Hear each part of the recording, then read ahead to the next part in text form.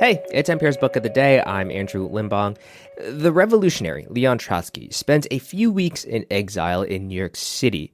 What he wanted to do while there was start a great proletariat revolt. What ended up actually happening was not that. The new novel, Bronshtein in the Bronx, is espionage writer Robert Littell's fictional version of what went down. Littell talks to NPR Scott Simon about why he paid special attention to Trotsky's conscience and about his personal, familial connection to the story. After the break. This message comes from Schwab. At Schwab, how you invest is your choice, not theirs. That's why when it comes to managing your wealth, Schwab gives you more choices. You can invest and trade on your own. Plus, get advice and more comprehensive wealth solutions to help meet your unique needs. With award-winning service, low costs, and transparent advice, you can manage your wealth your way at Schwab. Visit schwab.com to learn more. A ship steams into New York Harbor in the first weeks of 1917, and a little boy named Sergei tells his father, Lev, that some of the buildings look so tall they seem to scrape the sky. They are built on the skeletons of workers, his father tells him, then adds, you should be making revolution. Lev Bronshtein, whom history and the world would know as Leon Trotsky, is at the center of Robert Littell's new novel, Bronshtein in the Bronx, set in the 10 weeks that the Russian revolutionary leader spent in exile in New York City just before Vladimir Lenin, the Bolshevik communist, took power in Russia. Robert Littell, who has written more than 20 espionage bestsellers, including The Company, joins us now from Morocco. Mr. Littell, thanks so much for being with us.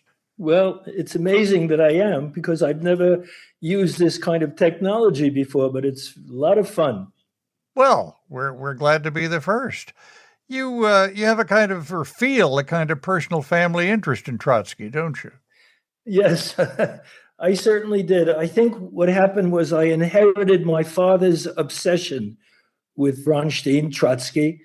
My father was born in 1896, and his birth name was Leon Trotsky.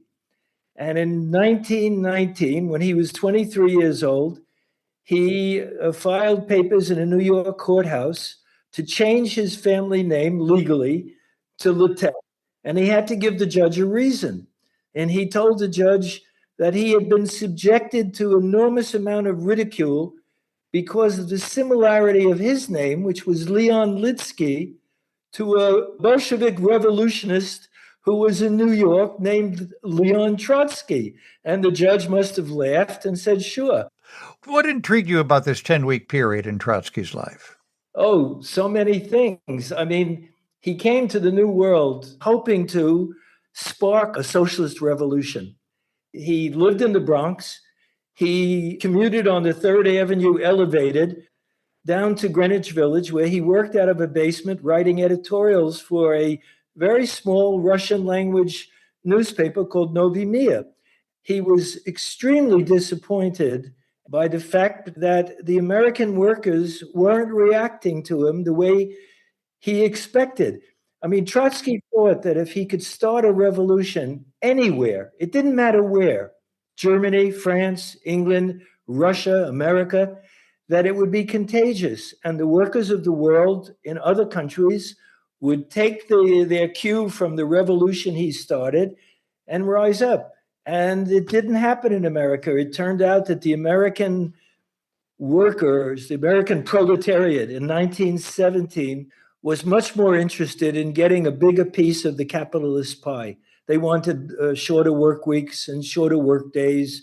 They wanted paid vacations. Can you imagine in 1917 going on strike for paid vacations? But Trotsky didn't understand it. He wanted revolution in America.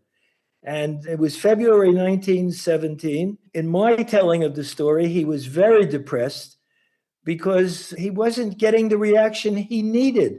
Let me ask you about those weeks in 1917.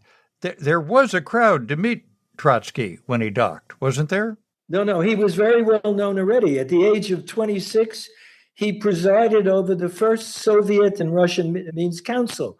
It's the 1905 revolution. So he was a young world-class revolutionary when he landed in New York already. He had been in the Tsar's jail in Siberia. He had escaped on a sled drawn by reindeer, a 1,000-mile trek to freedom and to leave Russia. He had been wandering around Europe for years, and he was a known entity. And you have J. Edgar Hoover making what we'd nowadays call a cameo appearance. Yes. Is it based on a real encounter? No, that's a novelistic encounter. J. Edgar Hoover was starting out to work for this government organization, and he was beginning his career, and we know where that went eventually. So I just imagined that these federal officers, why couldn't it be J. Edgar Hoover, who was greeting Trotsky in his entree in America? You carve out a role for Trotsky's conscience, even give the conscience a name. Yeah, the conscience name is the name of my father, because I always felt that this was my father getting his revenge on Trotsky.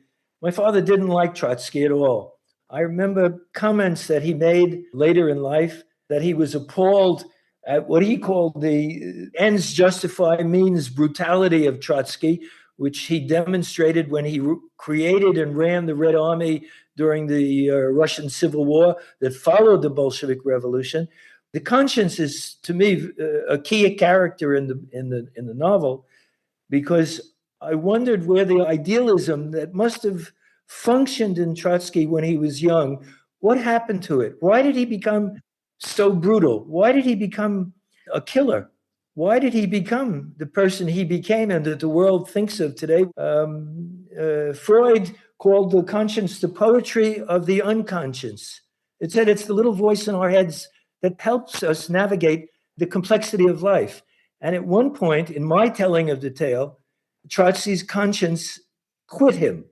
And he went back to Russia after the first February Revolution with the ouster of the Tsar. He went back to Russia with all the other Bolsheviks coming from all over the world, and he had no conscience anymore.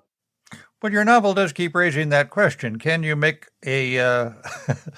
Boy, I apologize for twisting this metaphor, but can you make a revolutionary omelet without breaking eggs? It's a lovely question. What can I tell you? Revolutions are violent enterprises, and eggs will always be broken. Yeah. After spending all this time with Leon Trotsky, how do you wind up feeling about him? Did he move the needle of your heart even a little? No, I'm more interested in him than like him. I don't like him very much. He became much too violent for my personal taste. And as I say, I think his conscience abandoned him because he did some awful things when he got power. And after that, his struggle against Stalin, one always takes the side of anybody who's against Stalin. Robert Littell's new novel, Bronshtein in the Bronx. Thank you so much for being with us. Thank you.